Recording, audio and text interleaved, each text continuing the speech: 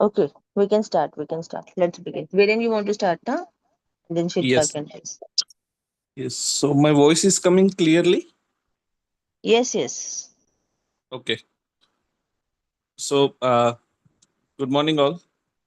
We'll start from the chapter 2, Ego, the current state of humanity.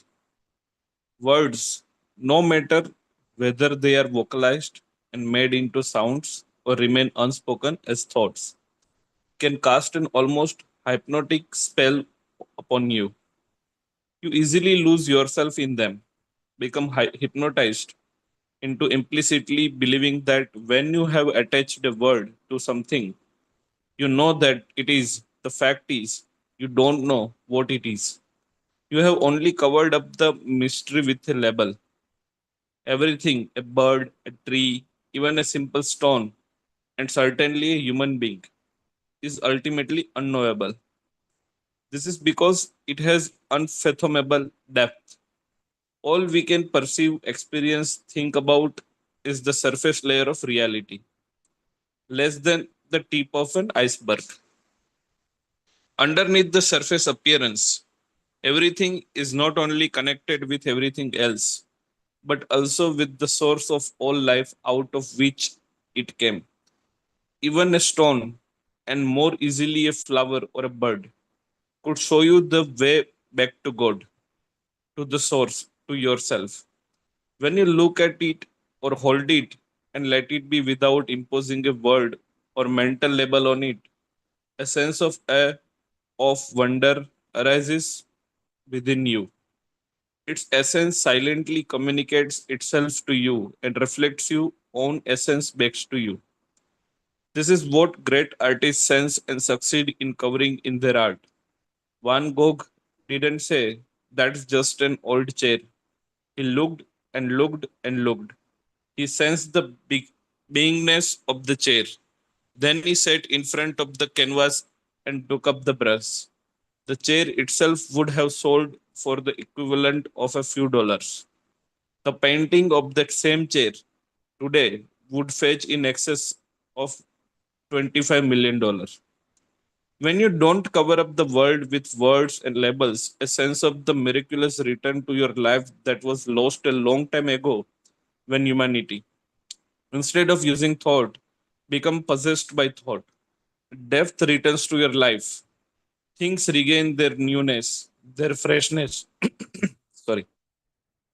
And the greatest miracle is the experiencing of your essential self as prior to any words, thoughts, mental labels, and images. For this to happen, you need to disentangle your sense of I, of beingness, from all the things it has become mixed up with. That is to say, identified with. That diseng, sorry, that entanglement is what this book is about. The quicker you are in attaching verbal or mental labels to things, people, or situation, the more shallow and Good lifeless morning. your I reality can't hear becomes. anything. Is it an issue of mine? Sorry,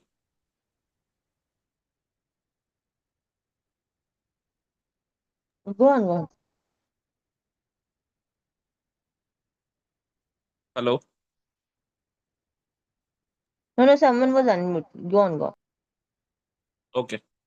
The quicker you are in attaching verbal or mental labels to things, people, or situation, the more shallow and lifeless your reality becomes, and the more deadened you become to reality. The miracle of life that continuously unfolds within and around you. In this way, cleverness may be gained, but wisdom is lost, and so are joy, love, creativity, and aliveness. They are concealed in the still gap between the perception and the interpretation. Of course, we have to use words and thoughts. They have their own beauty. But do we need to become imprisoned in them? Words reduce reality to something the human minds can grasp, which isn't very much. Language consists of five basic sounds produced by the vocal cords. They are the vowels A, E, I, O, U. The other sounds are consonants produced by air pressure, SFG, and so forth. Do you believe some combination of such basic sounds could ever explain who you are, or the ultimate purpose of the universe, or even what a tree or stone is in its depth? The illusory self. The word I embodies the greatest error and the deepest truth, depending on how it is used.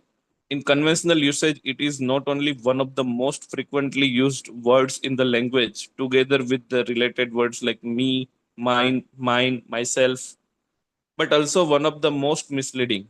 In normal everyday usage, I embodies the primordial error, a misperception of who you are, an illusory sense of identity. This is the ego. This illusory sense of self is what Albert Einstein, who had deep insight not only into the reality of space and time, but also into human nature, referred to as an optical illusion of consciousness. That illusory self then becomes the basis for all further interpretations, or rather misinterpretations of reality. All thought processes, interactions, and relationship, your reality becomes a reflection of the original illusion. The good news is, if you can recognize illusion as illusion, it dissolves. The recognition of illusion is also its ending. Its survival depends on your mistaking it for reality. In the seeing of who you are not, the reality of who you are emerges by itself. This is what happens as you slowly and carefully read this and the next chapter, which are about the mechanics of the false self we call the ego. So, what is the nature of this illusory self? What you usually refer to when you say I is not who you are by a monstrous act of reductionism. The infinite depth of who you are is confused with a sound produced by the vocal cords or the thought of I in your mind, and whether the I has identified with. So, what do the usual I and the related me, my, or mine refer to? When a young child learns that a sequence O sounds produced by the parent's vocal cords in his or her name, the child begins to equate a word, which in the mind becomes a thought, which who he or she is. At the stage, some children refers to themselves in the third person. Johnny is hungry. Soon after, they learn the magic word I and equate it with their name, which they have already equated with who they are. Then other thoughts come and merge with the original I thought. The next step are thoughts of me and mine to designate things that are somehow part of I. This is identification with objects, which means investing things but ultimately thoughts that represent things with a sense of self, thereby deriving an identity from them. When my toy breaks or it's taken away, intense suffering arises, not because of any intrinsic value that the toy has. The child will soon lose interest in it and it will be replaced by other toys. The object, but because of the thought of mind, the toy become part of the child's developing sense of self, of I. And so, as the child grow up, the original I thought attracts other thoughts to itself. It becomes identified with a gender, possessions, the sense perceived body, and nationality, race, religion, profession. Other things the I identifies with our roles, mother, father, husband, wife, and so on. Accumulated knowledge or opinions, likes and dislikes, and also things that happened to me in the past, the memory of which are thoughts that further define my sense of self as me and my story. These are only some of the things people derive their sense of identity from. They are ultimately no more than thoughts held together precariously by the fact that they are all invested with a sense of self. This mental construct is what you normally refer to when you say I. To be more precise, most of the time it is not you who speaks when you say or think I, but some aspect of that mental construct, the egoistic self. Once you awaken, you still use the word I, but it will come from a much deeper place within yourself. Most people are still completely identified with the incessant stream of mind, of compulsive thinking, most of it repetitive and pointless. There is no I apart from their thought process and the emotions that go with them. This is the meaning of being spiritually unconscious. When told that there is a voice in their head that never stops speaking, they say, "What voice?" or angrily deny it, which of course is the voice, is the thinker, is the unobserved mind. It could almost be looked upon as as an entity that has taken possession of them. Some people never forget the first time they disidentified from their thoughts and thus briefly experience the shift in identity from being the content of their mind to being the awareness in the background. For others, it happens in such a subtle way they hardly notice it, or they just notice an influx of joy or inner peace without knowing the reason. The voice in the head. That first glimpse of awareness came to me when I was a first year student at the University of London. I would take the tube subway twice a week to go to the university library, usually around 9 o'clock in the morning towards the end of the rush hour. One time, a woman in her early 30s sat opposite me. I had seen her before a few times on the train. One could not help but notice her. Although the train was full, the seats on the either side of her were unoccupied. The reason being, no doubt, that she appeared to be quite insane. She looked extremely tense and talked to herself incessantly in a loud and angry voice. She was so absorbed in her thoughts that she was totally unaware and seemed of other people or her surroundings. Her head were facing downwards and slightly to the left, as if she were addressing someone sitting in the empty seat next to her. Although I don't remember the precise content, her monologue went something like this. And then she said to me, so I said to her, "You are a liar. How dare you accuse me of? When you are the one who has always taken advantage of me, I trusted you and you betrayed my trust." There was the angry tone in her voice of someone who have been wronged, who needs to defend her position lest she become annihilated. Annihilated. As the train approached Court Road Station, she stood up and walked toward the door with still no break in the stream of words coming out of her mouth. That was my stop too, so I got off behind her. At street level, she began to walk towards Bedford Square, still engaged in her imaginary dialogue, still angrily accusing and asserting her position. My curiosity aroused. I decided to follow her as long as she was walking in the same general direction I had to go in. Although engrossed in her imaginary dialogue, she seems to know where she was going. Soon, we were within sight of the imposing structure of Senate House, a 1930s high rise, the university's central administrative building and library. I was shocked. Was it possible that we are going to the same place? Yes, that's where she was heading. Was she a teacher, student, an office worker, or librarian?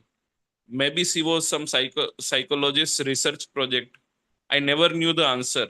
I walked 20 steps behind her, and by the time I entered the building, which ironically was the location of the headquarters of the Mind Police in the film version of George Orwell's novel 1984, she had already been swallowed up by one of the elevators. I was somewhat taken aback by what I had just witnessed. A mature first year student at 25, I saw myself as an intellectual in the making, and I was convinced that all the answers to the dilemmas of human existence could be found through the intellect. That is to say, by thinking. I didn't realize yet that thinking without awareness is the main dilemma of human existence. I looked upon the professors as sage, who had all the answers, and upon the university as the temple of knowledge. How could an insane person like her be part of this? I was still thinking about her when I was in the men's room prior to entering the library.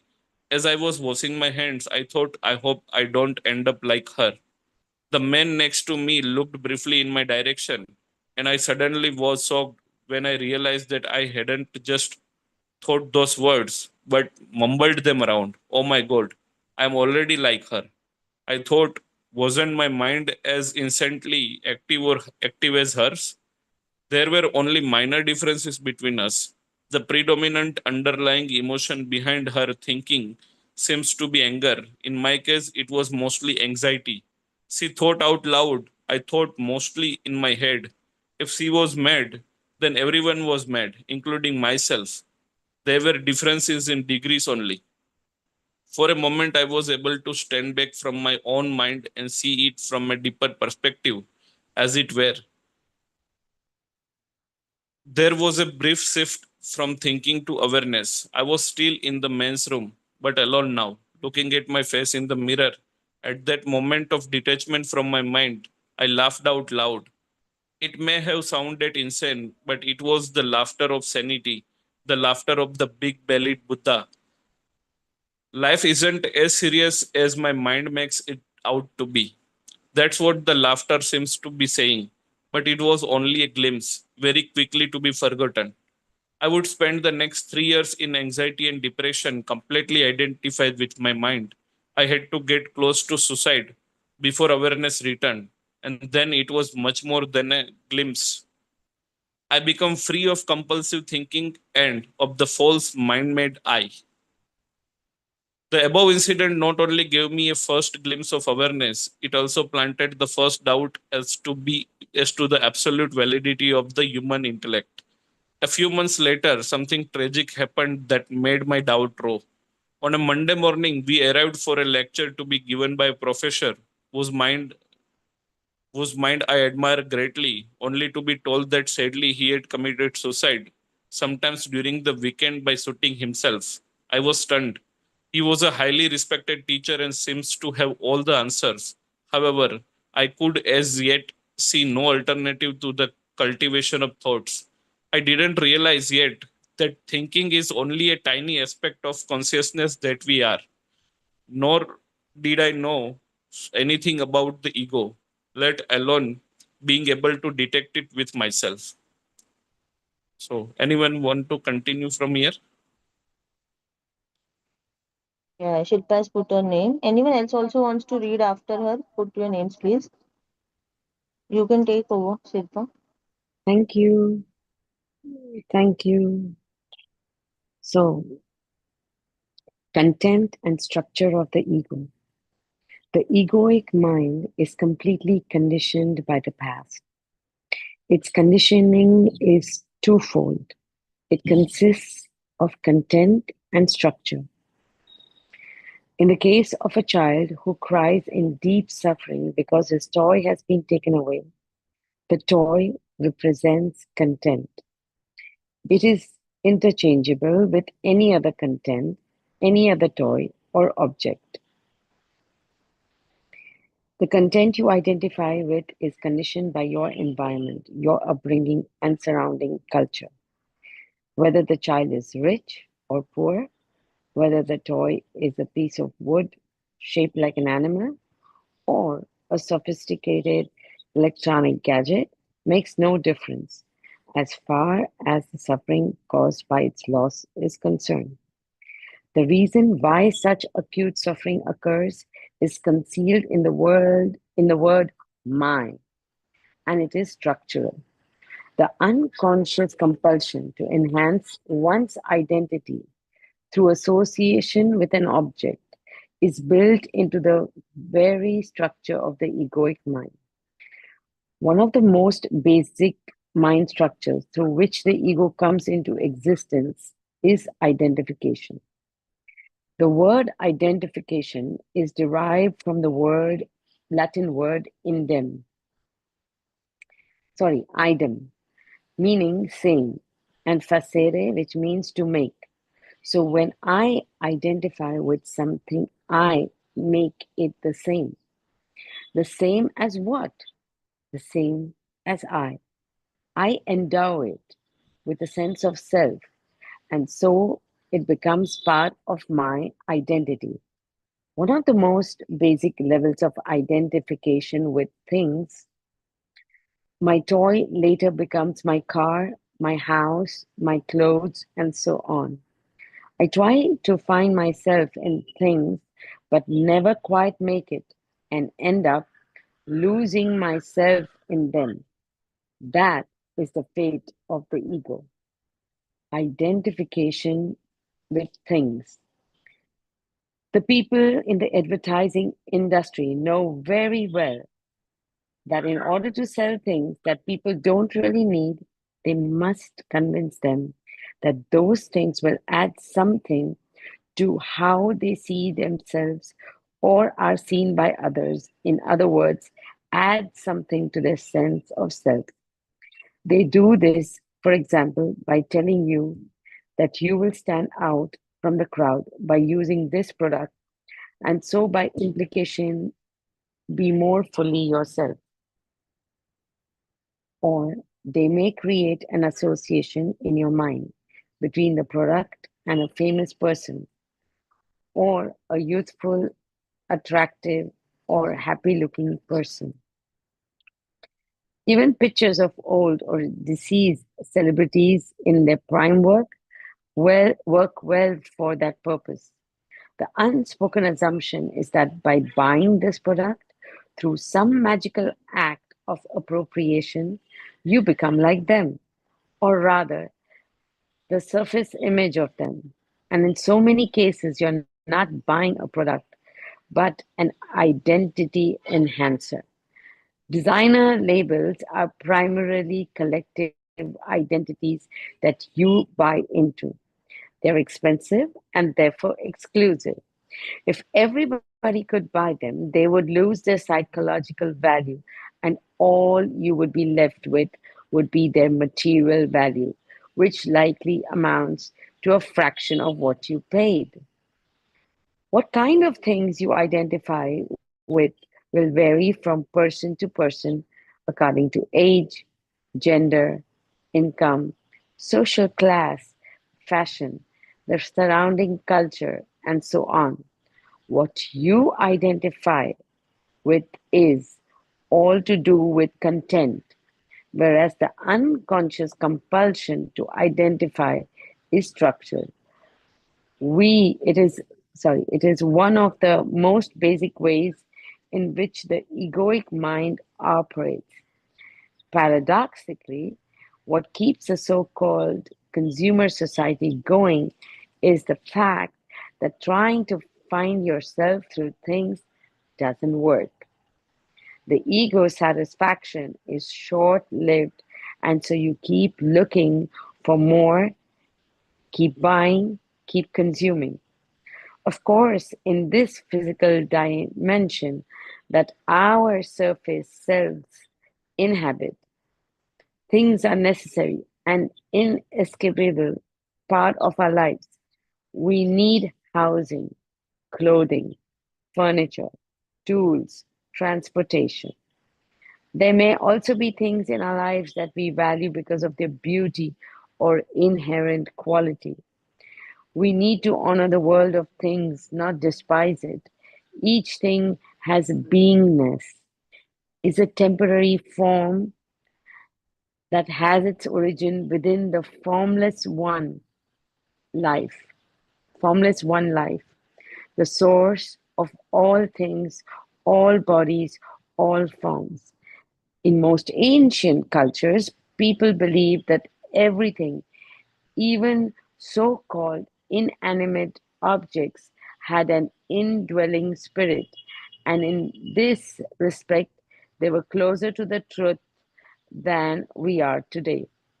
When you live in a world deadened by mental abstraction, you don't sense the aliveness of the universe anymore. Most people don't inhabit a living reality, but a conceptualized one.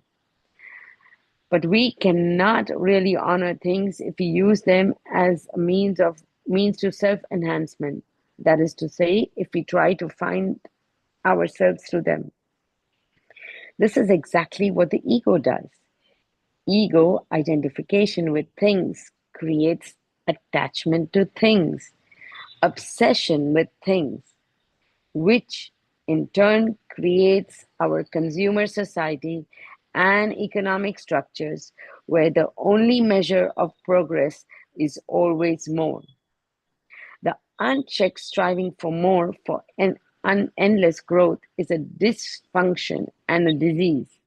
It is the same dysfunction the cancerous cell manifests, whose only goal is to multiply itself, unaware that it is bringing about its own destruction by destroying the organism of which it is a part.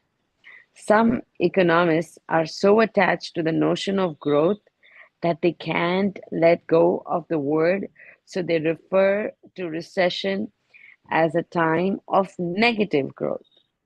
A large part of many people's lives is consumed by an obsessive preoccupation with things. That is why which one of the ills of our times is object proliferation. When you can no longer feel that the life that you are likely to try to fill up your life with things. As a spiritual practice, I suggest that you investigate your relationship with the world of things through self observation, and in particular, things that are designated with the word mind. You need to be alert and honest to find out, for example, whether your sense of self worth is bound up with things you possess. Do certain things do certain things induce a subtle feeling of importance or superiority? Does the lack of them make you feel inferior to others who have more than you? Do you casually mention things you own or show them off to increase your sense of worth in someone else's eyes and through them in your own? Do you feel resentful or angry and somehow diminished in your sense of self when someone else has more than you, or when you lose a prized possession? I would like the next person to read. I think it is Sunita. I'm not sure. You could start with the lost ring. Okay. Thank you. The lost ring. When I was seeing people as a counselor and spiritual teacher, I would visit a woman twice a week whose body was riddled with cancer. She was a school teacher in her mid-40s. Sunita, And can you be a little louder? A little louder. That would help, yeah. okay. When I was seeing people as a counselor and a spiritual teacher, I would visit a woman twice a week whose body was riddled with cancer. She was a school teacher in her mid-40s and had been given no more than a few months to live by her doctors. Sometimes a few words when spoken during those visits, but mostly we would sit together in silence, and as we did, she had her first glimpses of the stillness within herself that she never knew existed during her busy life as a school teacher. One day, however, I arrived to find her in a state of great distress and anger. What happened? I asked. Her diamond ring of great monetary as well as sentimental value had disappeared. And she said was sure it had been stolen by a woman who came to look after her for a few hours every day. She said she didn't understand how anybody could be so callous and heartless as to do this to her. She had asked me whether she should confront the woman or whether it would be better to call the police immediately. I said I couldn't tell her what to do, but asked her to find out how important a ring or anything else was at this point in her life. You don't understand, she said. This was my grandmother's ring. I used to wear it every day until I got ill and my hands became too swollen. It's more than just a ring, too. How can I not be upset? The quickness of her response and the anger and defensiveness in her voice were indications that she had not yet become present enough to look within and to disentangle her reaction from the event and observe the event. Her anger and defensiveness were signs that the ego was still speaking through her. I said, I'm going to ask you a few questions, but instead of answering them now, see if you can find the answers within you. I will pause briefly after each question. When an answer comes, it may not necessarily come in the form of words. She said she was ready to listen. I asked, do you realize that you will have to let go of the ring at some point? Perhaps quite soon. How much more time do you need before you will be ready to let go of it? What will you become? Will you become less when you let go of it? Has who you are become diminished by the loss? There were a few minutes of silence after the last question. When she started speaking again, there was a smile on her face and she seemed at peace. The last question made me realize something important. First, I went to my mind for an answer, and my mind said, yes, of course, you have been diminished. Then I asked myself the question again. Has who I am become diminished? This time, I tried to feel rather than think the answer. And suddenly, I could feel my I amness. I have never felt that before. If I can feel the I am so strongly, then who I am hasn't been diminished at all. I can still feel it right now. Something peaceful, but very alive. That is the joy of being, I said. You can only feel it when you get out of your head. Being must be felt. It can't be taught. The ego doesn't know about it because thought is what it consists of. The ring was really in your head as a thought that you confused with the sense of I am. You thought the I am or the part of it was in the ring. Whatever the ego seeks and gets attached to are substitutes for the being that it cannot be. You can value and care for things, but whenever you get attached to them, you will know it's the ego. And you are never really attached to a thing, but to a thought that has I, me, or mine in it. Whenever you completely accept a loss, you go beyond ego and who you are, the I am, which is consciousness itself, emerges. She said, now I understand something Jesus said that never made sense to me before. If someone takes your shirt, let him have your coat as well. That's right, I said. It doesn't mean you should never lock your door. All it means is that sometimes letting things go is an act of far greater power than defending or hanging on. In the last few weeks of her life, as her body became weaker, she became more and more radiant, as if the light was shining through her. She gave many of her possessions away, some to the woman she thought had stolen the ring. And with each thing she gave away, her joy deepened. When her mother called me to let me know that she had passed away, She also mentioned that after her death, they found her ring in the medicine cabinet in the bathroom. Did the woman live in the ring, or had it been there all the time? Nobody will ever know. One thing we do know, life will give you whatever experience is most helpful for the evolution of your consciousness. How do you now? How do you now this? How do you know this is the experience you need? Because this is the experience you are having at this moment. It is wrong then to be proud of one's possession or to feel resentful towards people who have more than you. No, not at all. That sense of pride, of course, of needing to stand out, the apparent enhancement of one's self through more than and distinguished through less than, diminishment through less than, is neither right nor wrong. It is the ego. The ego isn't wrong, it's just unconscious.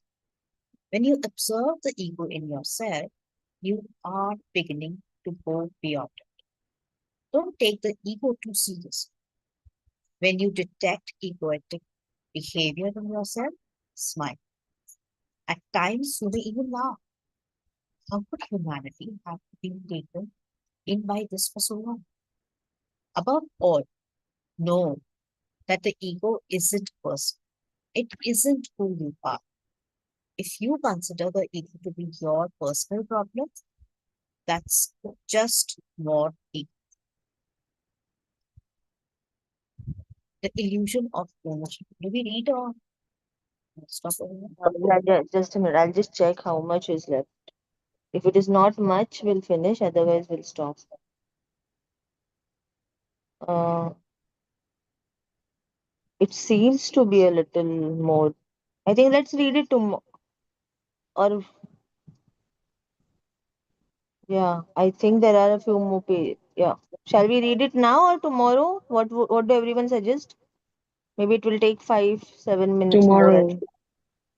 Oh, okay. Everyone is okay with Yeah, that? there are, I think, more than around 15 pages. So yeah, tomorrow will be better.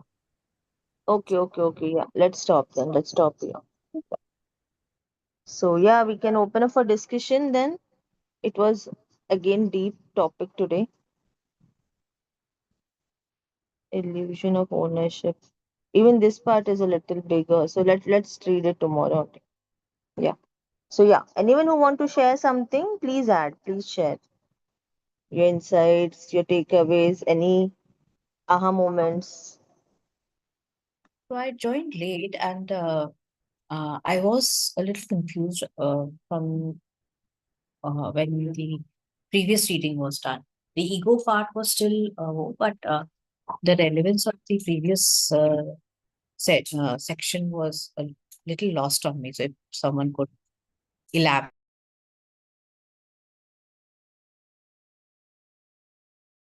Okay. So today the chapter was all about ego only. So he was just giving examples, and the initial part he had given an example of a lady who used to see in his train, and she used to talk to herself. And then he followed her one day, and somehow she happened to enter the same building where he was working. And so he was surprised. He was a teenager then, like, or at least a young, in his 20s, 25 or something. He was a student then. And then suddenly he realized that even he is also talking to himself. Like it happens now, like at times when we just think something, so we're so engrossed in our thinking that we just speak out loud to ourselves. And then he laughs, and that one example it's shared, like how even I am not separate from her, like it happens.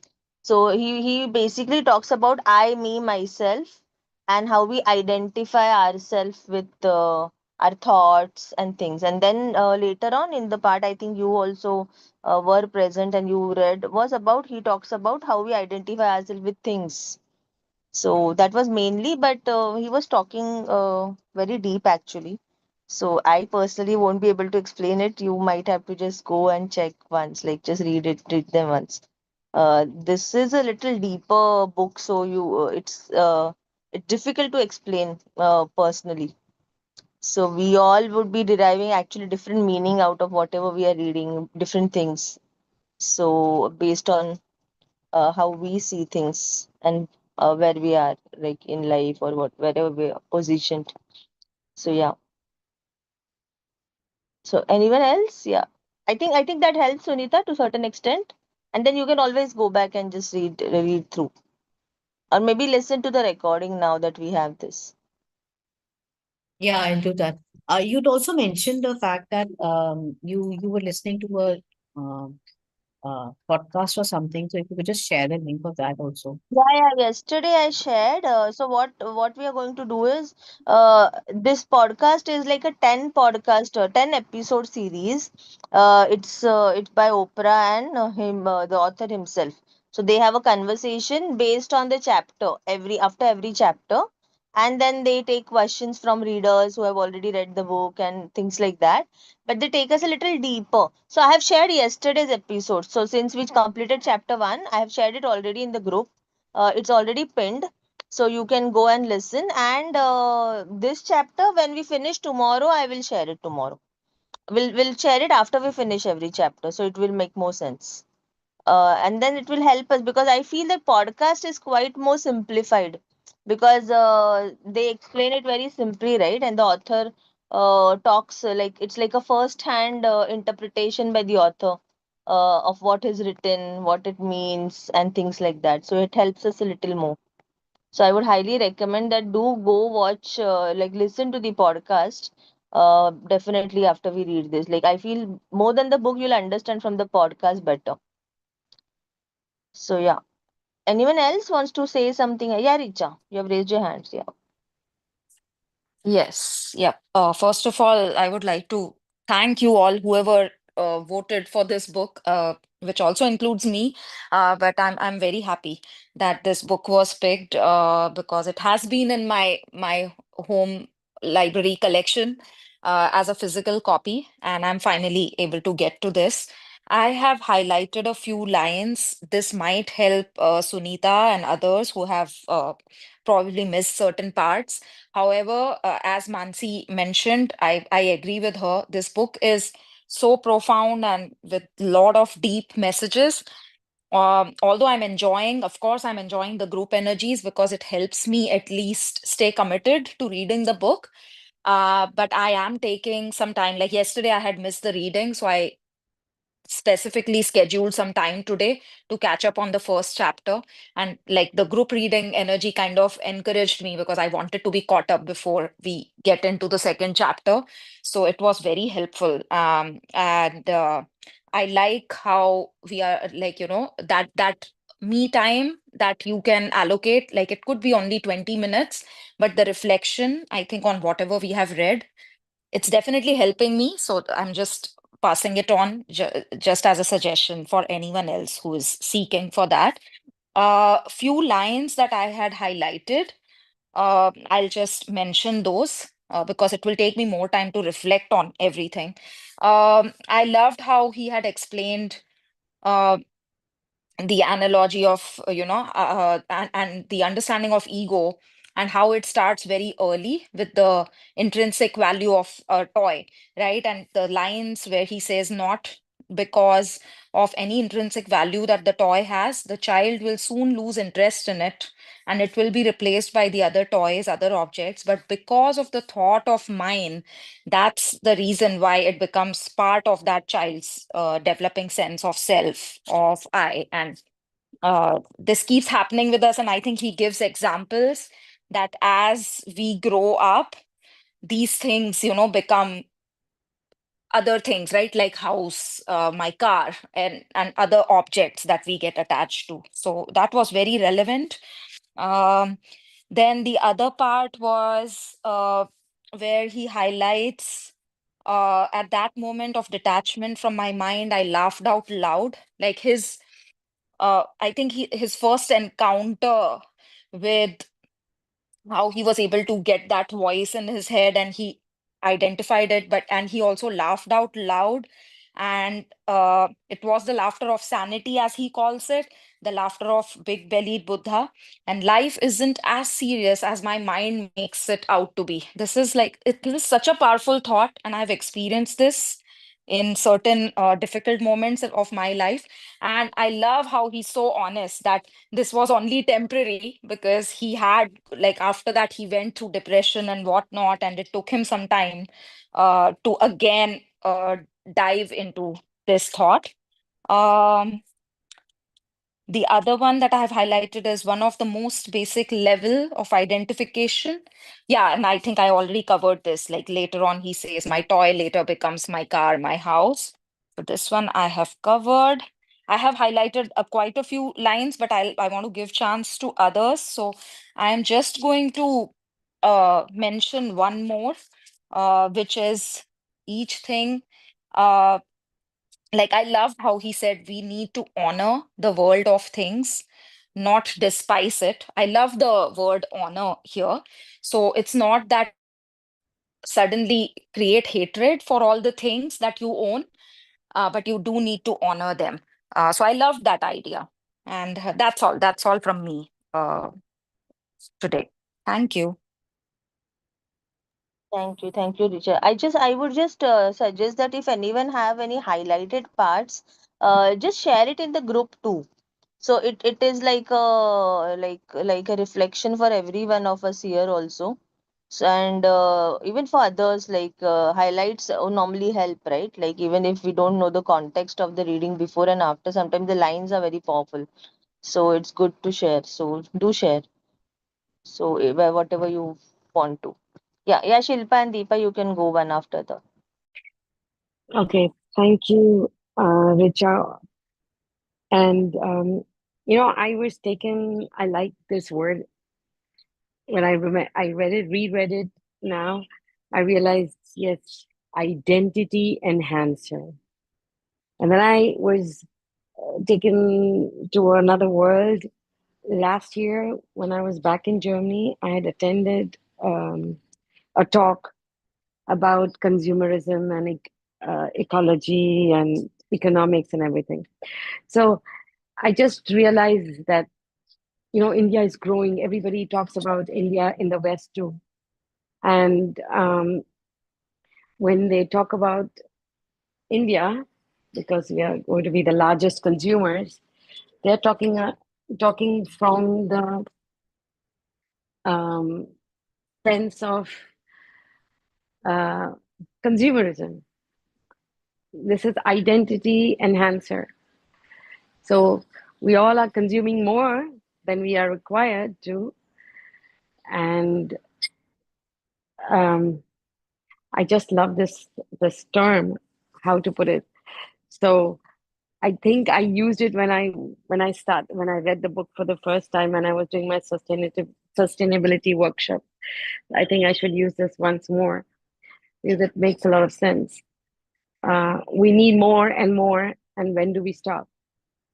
And because of that, we have this fast fashion, we have these ecological problems because we keep on enhancing, we want to enhance our identity. And that's why people from the West come to the East, so come to our countries, go to our gurus, to be satisfied, be content with what they are and not what they have. I've said this several times.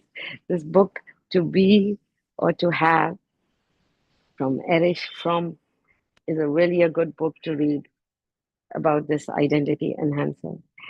Another thing which I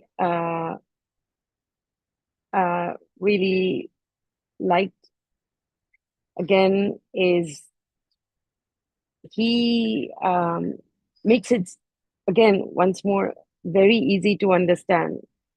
And I'm talking. I would like to share something about a tribe that I stayed with for just 3-4 days in South America. They do not have the word I in their language. They do not have the word I. So it is only we and us. and you, but no I. And Wow. yeah, so if your child is born and you tell the child there's no I, the word I does not exist. At that point of time, I had read something about the tribe that they have they have no cancer in their tribe. There's no cancer. No, the diseases which they have are very, very small in numbers, and they die out of natural causes, but nothing severe, nothing, no heart attacks or nothing like that. And because the sense of being with nature, and that reminds me again in the book, it says, that we give life to inanimate objects. Like there are many Westerners who always ask me, you go and pray to a stone or a picture or an idol worship. So, we have these movies, Usme bhi Bhagwan hai kya? So this is what has made our life so much more meaningful by giving meaning or life to inanimate objects too. And we should not take that for granted. It's very important. I learned that from that tribe, but it was an experience because they are so serene and they are so involved, or they are they are a part of nature, living with this tribe. It was very difficult to go away, but they don't also let you go in as a visitor too much into the tribe, into the deep. There are people from the tribe who are outside on the outskirts, I would say, of their reserve where they live. So they let you come there, but they don't let you go into the sanctity inside because you have to get ready to go inside. So I just wanted to share this one. So if you're having any new babies, try out this experiment. No I. Imagine what a dream this world would be if there was no I. Yeah, but I Thank don't know you. if that would be possible in our world to have someone without an eye to identify. So this was one thing that just sorry Deepa, I'm just taking like a minute or so just to interrupt because it related to what Shilpa shared. I wanted to share this too. So I was just as we were reading through the chapter and he was talking about this eye thing, the one thing that came to my mind was like if we just reflect back, it's like initially when we are born and till a certain age, like maybe till our 20s or something, we are actually identifying ourselves. So we are all like learning to identify ourselves with things. We learn we learn our names, we learn this is mine, this is my mother, my father, like we just start identifying ourselves. So we are taught to identify with the I and things like that, associate with things and people and everything around us, so that I identity is just created. And as we enter the second half of our life, I feel it's all about detachment. So it's all about like initially we are getting attached to things and then it's all about detachment. So then we learn to let go of these things, that the process of letting go starts like when we dissociate with things. That was just one thing that occurred. So yeah, Deepa, yeah, please share whatever you wanted. Yeah, thank you, everyone. Uh, Let me just say that I have been completely concentrating, although I've been there from the beginning of the reading today. Just distracted with cooking and various household stuff. So the things I want to tell is what I heard, the sound bites and little bit of understanding which I got was first is what Richa said, about things being much simpler than what we process it in our mind. What we think, things are not as big or as difficult or as complicated. No, they are much more simpler. So that is one thing I have also experienced.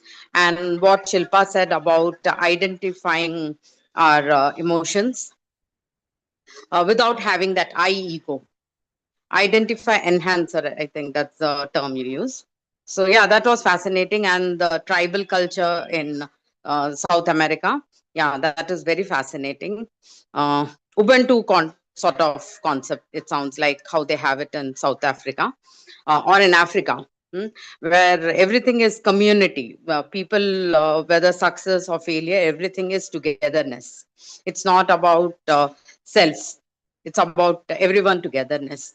So here also, I think our writer is gradually taking us towards that sort of mindset. And what the soundbite which I got was about the swara sounds, A, E, I, O, U, the basic sounds, vowel sounds. Did he talk about that? I think I heard something he telling about it, Yes, and yes, also he mentioning he'll did talk. process it in the next chapter. So all this sounds very fascinating, and as you all said, it's very deep and insightful. And I just 1 second, I want to mention about one risotto population in America, near Philadelphia. These people have migrated from Italy and they have settled there. So the in the Outlier book, the first preface or the first chapter, this about this community, it's mentioned. These people also don't have any lifestyle diseases like heart attack and all.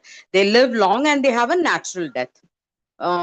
So the amazing thing is they eat everything which is forbidden. They lead a life of leisure, and not doing plenty of exercises or anything. So when a researcher tried to find out what is the cause of these people, not having any problem, other immigrants from Italy from the same zone have settled down in other parts of America. They are having all heart diseases and all the problems. But these people in the Roseto area, in Philadelphia, they don't have any issues. So they found that they all live a very close knit community where everyone is there for one another.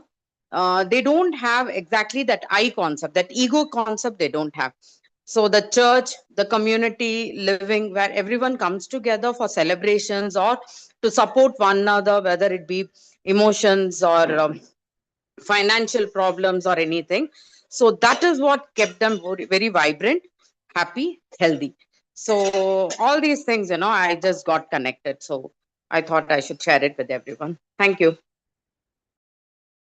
Yeah, thank you for the beautiful shares, both of you, all of you. So yeah, uh, anyone else wants to say something, add something? I could relate with that advertising part which was shared because I have been in the industry and I know how it works. So basically, we have a big, even the brief of any advertise or any small artwork that is being created, we are given a brief, and that brief comes through a lot of research. So all this, what the author mentioned, is all very well taken care of. Like what is the demographic, and everything of a person, like they call it target audience or customer avatar is being created, and then accordingly everything is like designed to attract that particular character or customer avatar kind of a thing. So then that's how it hits people so hard, because they know like what are the hidden insights, what are hidden, yeah, like what are their desires and things like that. So as the author also mentioned, right, like we are all sold all these things, relating, like associating them with our identities or making us think that how we are, we can be better if we have these things and things like that. So yeah, I do understand that part. And one reference I wanted to give, like I was expecting the author to maybe I thought he'll share it somewhere, but he's not shared it yet, so I'll just share because I know it. The I and he talked about his suicide incident, right, like where he, so I think he was 19, I think some age, when he had this enlightenment experience from where this journey of spirituality of his started. He mentions it in some of his other talks and maybe other books also. So what he talks about is, uh, he had this experience when one day he was about to suicide in his early teens or something. late teens or some age like that. And then he just realized, and there was this one thought that came to him, that I don't want to live with myself. And then he feels, then something strikes him, and then he starts thinking, I don't want to live with myself. Then there has to be a two me inside of me. So one is me and one is myself. Then the journey started of discovering, then who is this me and who is this myself. And that's how he started thinking, reflecting on things about this I. He talks a lot about this I thing and ego in most of his work, and that's how he identifies with it. And I that reminds me also of the chapter that we read from the four agreements. Don't take anything personally. So that was this one agreement, right? So today's chapter somewhere resonated with that for me. So yeah, because even our children, everything is my, right? Everything that we associate with. So I feel maybe today for us the homework could be, whoever had not listened to the podcast part yesterday, maybe going back and listening to it. And another thing is just making out a little time, and then thinking about the I, how we are associating ourselves with, which things are we attached with, which things we do identify ourselves with as I, myself, whatever. So maybe that small reflection could help us to a certain extent. So yeah, yeah. I don't have to speak anything anymore. Anyone else wants to add something, you can, and then we'll close the room. I think Sunita raised her hand, so you want to add something, Sunita? Anyone else? Yeah, Anjali, Sunita, Saurabh, anyone not who wants to speak? Yeah. not add per se, but I want to share or ask a question. Matlab, this has opened a Pandora's box for me, because what I am teaching my kid is, you know, uh, think of your reputation. What, how can you say that, okay, I can associate this kind of a reputation with me? Not in the adverse sense that I'm not uh, uh, committed, or I'm okay with being average, that kind of a thing.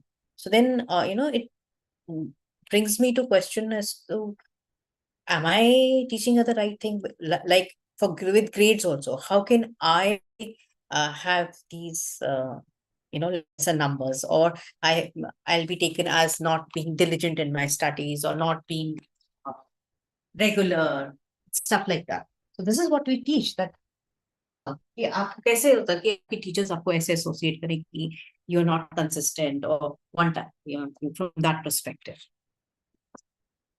So, No, what is the question, Sunita?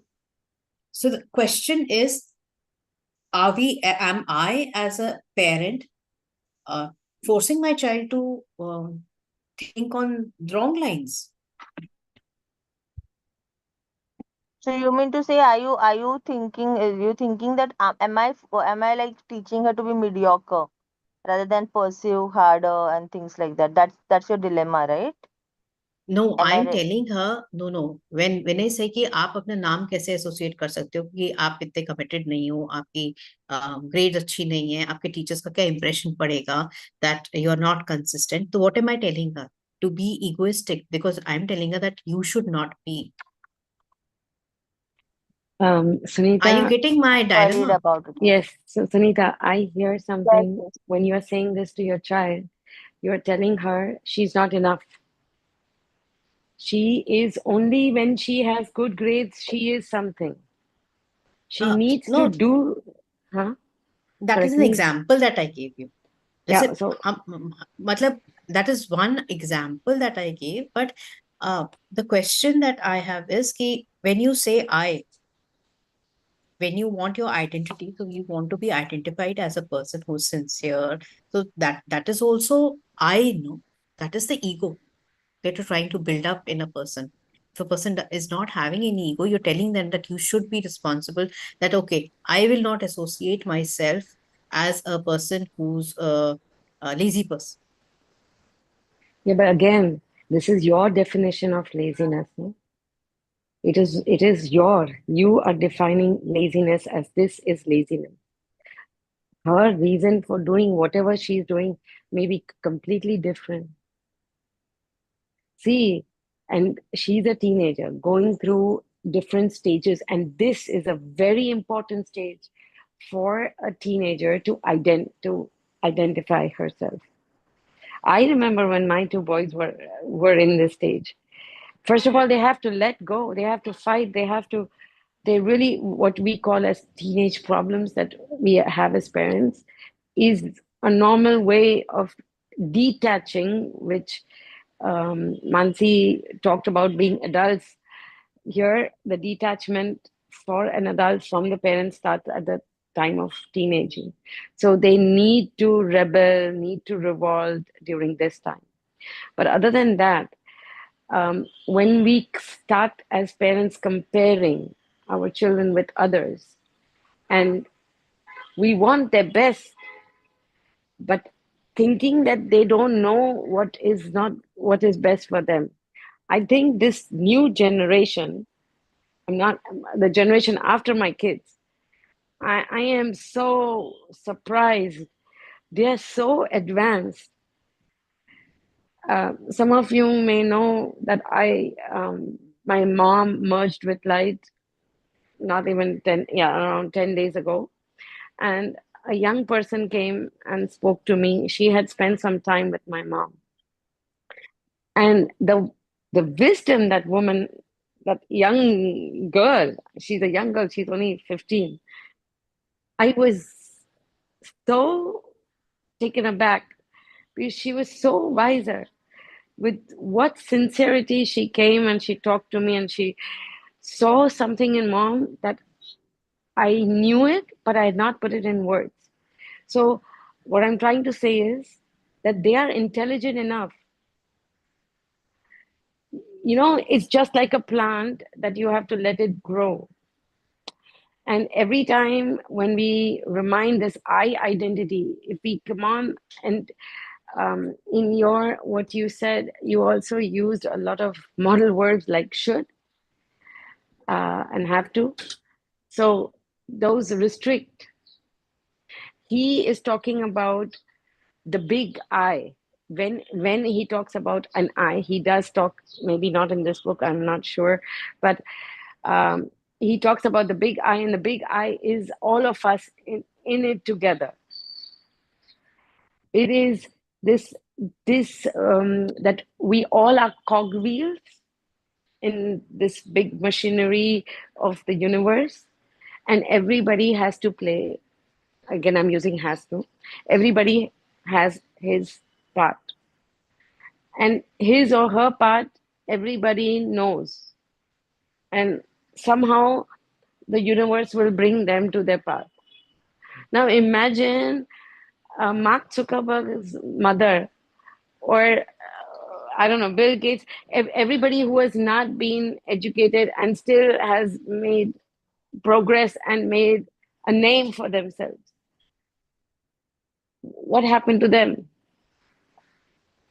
Did they have to go through this process? So the book says this, according to me, don't identify too much with this I. So instead of maybe telling the child, the teenager, about him or herself, it's about the whole, being a part of the whole. I don't know if that makes sense to you.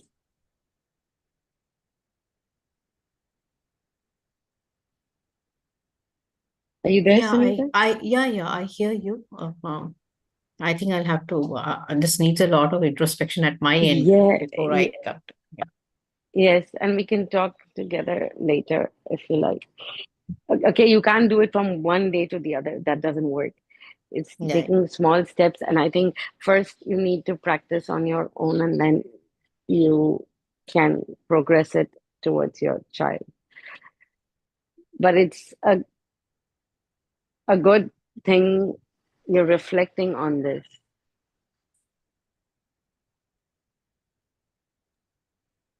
Thank you, Shilpaji. That was a wonderful, yeah, beautiful reply.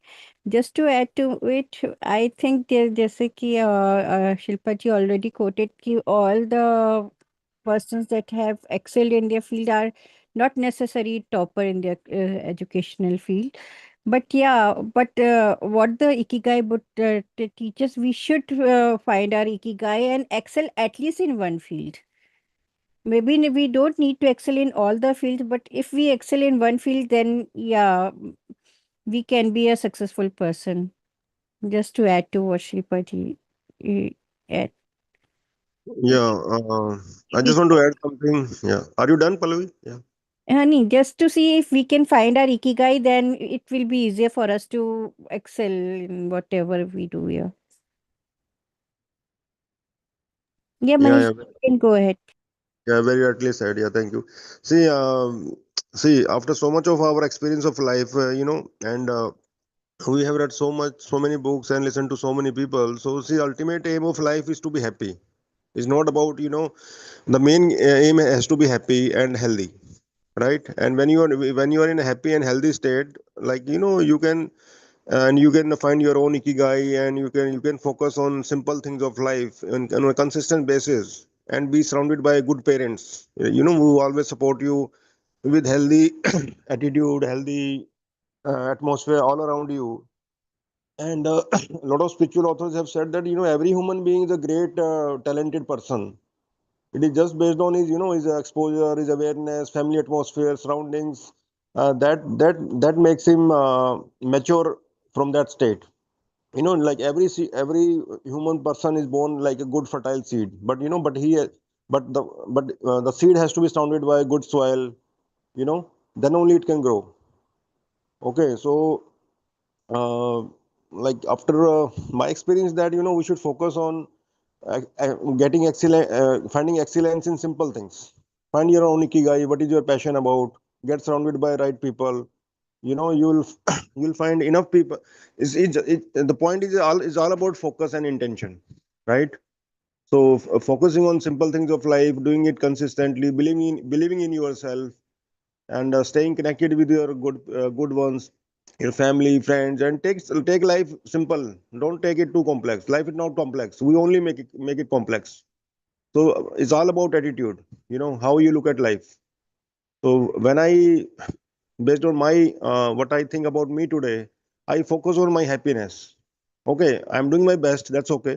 If I'm not achieving my goals as of today, that's okay. But if I'm doing my best, I'm happy with that, right? And you have to practice gratitude and so many things like that. We have so many things to be happy about. But we don't focus on that, right? So basically, practicing simple things on a day-to-day basis, like practicing gratitude, visualization, getting like good thoughts, good belief system. They're all very simple things, but they make a very big difference going forward over a period of time. So the point is, in the life is all about the direction, not the speed, right? If our direction is right and our speed is very low also, and the real success lies in slow progress, not like fast progress, right? So it's all about intention, attitude, and like how you look at life. And I think parents play a very critical role in that, because uh, kids follow their parents, right? How they see them at home, how they talk, and what kind of guidance we give to our kids. So it's all about a happy atmosphere. Every kid is a talented kid, like a good fertile seed, but we have to give them the good fertile soil. We have to give them the atmosphere to grow what they are supposed to become. So I think in that case, mentorship and teacher guidance, parents guidance is very important. And look at the life for happiness, because if we Manish are, ji, yeah, sorry, I'm just thinking we have to keep our relevance to the book that we read. What you're saying is so true. Can you connect it with the book that what we read today about the ego? That would I be think really interesting. no, I Thank was you, not Manishi. in the session. I just joined late. Ah, okay. Yeah. So please, yeah. So it has something to do with the ego For and me, that we were talking about. yeah, But for maybe me, you can tell us tomorrow after attending, listening to the session. no, I'm done with that. I just wanted to share like along the line. That's it. Yeah. Yeah. Thank you. Just one more thing I would like to add. See, there are different kinds of trees in nature. One is also the seed that grows very fast. Everything is fast, okay? But there are some things like bamboos. They take time. I have two sons, and both of them are so different. And the first one, I'm saying normal, but what we consider as normal, brainy, intellectual. The second one needs time. We were told by his primary teacher he needs time and he should not go too much towards academics. Now, my second son is doing his second bachelor's. He's so much interested and he's so creative. So what I'm trying to say is they sometimes require time. And my son is 25. He should be working over here like everybody in India, right? And of course, we have talked about it. It's different abroad, but you can make it different here also. Don't worry. Give time, space. That's it.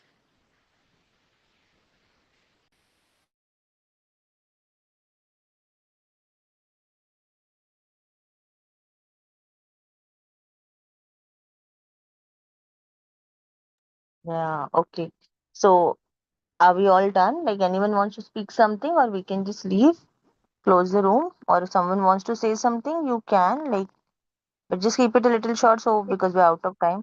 Just in end, I want to wish everybody happy Guru Purnima because Yeah, yeah, yeah, happy Guru Purnima. We yeah, missed yeah. that. Yeah. Wish you all a very, very Learn happy from Guru each Purnima. other. Yeah, happy Guru Purnima to all. Thank you. Thank you. Same to you. Thank you. Thank Same you. to you. I'm sorry I made the conversation like the more, but I was No, no, thinking that no, I'm teaching my no, no, daughter to be egoistic. No, So no, no. that's why. no, no, no. See, I feel what this happens with each one of us, right? Like when we attend a session or when we are in a training or whatever, like when we're learning something new, we tend to mostly relate it to our loved ones because we are so consumed and occupied with them all the time. So I think the best part is like the idea, and if you relate to or attend any other sessions also, they also highlight that don't think of the others, just focus on yourself first. It's like the oxygen mask, so we wear that first and then we help others. So just reflect on yourself, and as you reflect on yourself and as you identify with we basically, not just you, it's for each one of us. As we identify with our own things, that's how we identify and understand others better. Because as they say, right, like we are all different but we are all one. Like we are, our triggers, everything are very similar, so that helps us better. So don't just think about it, how it relates to you, and how you, like I would say, reflect on yourself, and as you do that inner work for yourself, you will eventually get the answers for your daughter as well, or anyone else, like for Mansi, that matter. am I allowed 2 minutes, please? I Yeah, just yeah, want please. to answer for Sunita. Actually, Sunita, I understood your question. See, there is a very thin line between pride and ego. What you are teaching your daughter is to become proud of herself. That doesn't mean that you are making her get to become egoistic. So just understand that if you are telling her to improve in her studies or do something for her career, that doesn't mean that you are making her think like I or myself or egoistic. It is not connected at all. It is that you are showing her a path to improve and to show her worth in the society. That's all. It is not like you are making her egoistic. So there is very thin line. There are two words. Just understand pride and ego. So you are making her to be proud of herself, not egoistic. That's all. So that what we were studying today, what we were reading about, it's like what others shared. They are thinking on the community basis that society, we are growing as a society, then that I doesn't make any sense. It is we. But when you are individually growing, or you are thinking about yourself, that I should earn that much, I should have this, or I should be better than others, when you are into that comparative zone, then that becomes an ego. But when you are growing together, that is not ego. That is your that happiness also, that what Manishji was talking about. You want to be happy together. And when you are happy together, that is not ego. That is proud to be in a society which is happy, which is living together.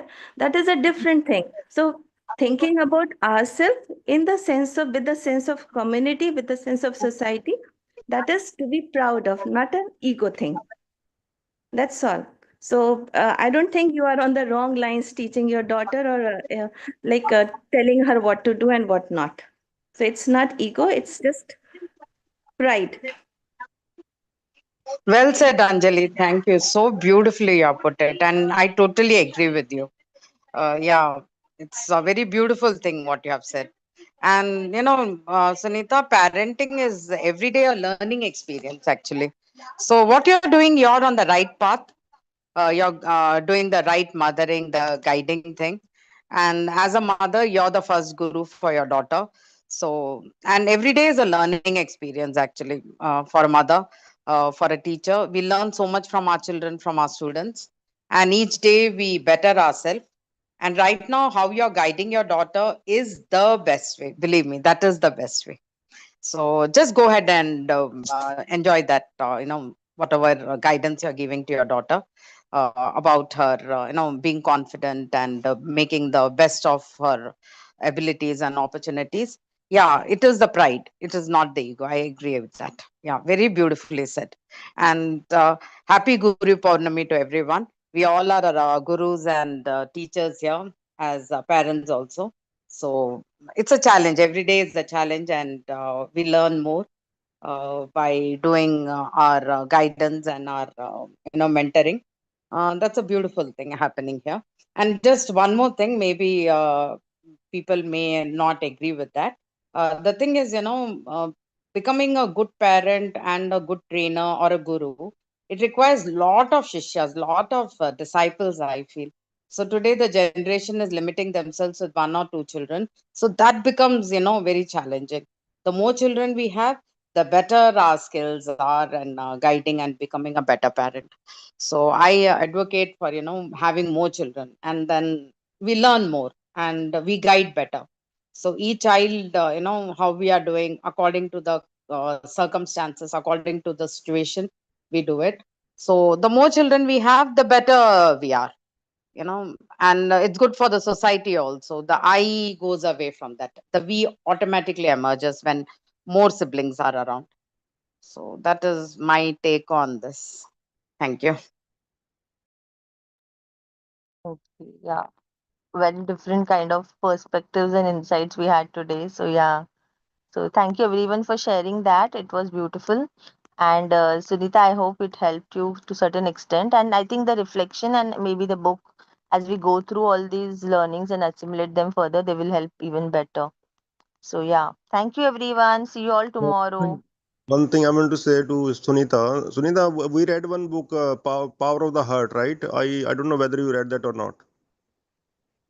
I was not consistent. Last month I was So not. I suggest you read that book. I think that was very empowering for me as a person, because if when I focus all my challenges from the power of the heart in my day-to-day life, I find that strength, that emotional, non-emotional, spiritual, whatever you call it, I find that strength through the power of my heart, and I can see the results. So I suggest everyone, and Sudhita, you just read that, and maybe with your daughter, and you will find so many answers that were not answered yet, I think. Yeah. Thank you. Yeah, thank you. Thank you. Okay. Bye everyone. Have a great day. Happy Guru Manish Purnam. Power Bye. See you. Share कर देंगे क्या group में गए है actually shared है. Just see if you can find it. If not, I will share it again with you. Please I'll say it is the most beautiful book I have read so far. One of the most beautiful. Okay So I तो suggest everyone to read that with their family, I will say. Thank